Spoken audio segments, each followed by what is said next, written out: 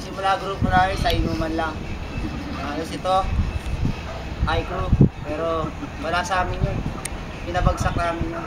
Pero hindi ko sa'yo. Nahirapan kami bago kami nakapasa rin sa grand finals na to. Dami namin boteng inubos. Wala kami pamasahe. Pero pero kinain namin. Jeric, pasok. Nga pala. Jeric nga po pala. Yeah. Thank you.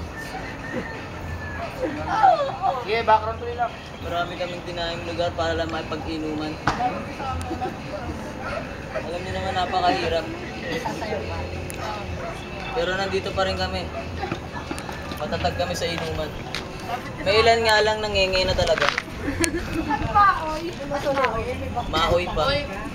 Pero sa dinami namin, Ayan, baka ba masunod wala sumusuko eh.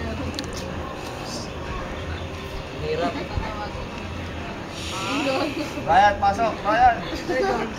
Oh, Jerry. Next.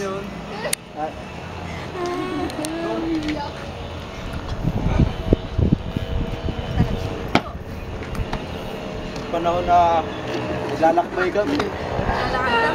Naglalakad para lang makapag-inom. Jerry, siya yun. Andiyan si Jerome. Sila lahat. Pigil.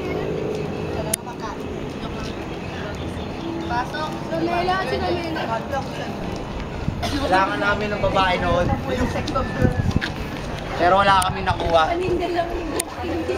Nanguha kami ng mga babae sa iba't ibang mga grupo. Simulan natin to. Si Princess. Saan galing Sa yan? mga gems yan. Ay, si Piatos, tinalo niya.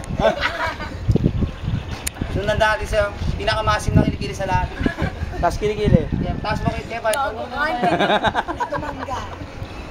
Pero namumukod pangi sa lahat. Si Ramela. Si Ramela. Babae.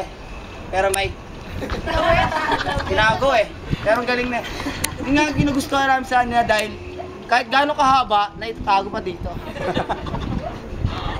Pero sabihin ko sa'yo, mga grupo pinagmamalaki ko yan. Kami ang The Bar Crew. Season 3. Dancers. Oh, Waki, dali, yung papunta rito.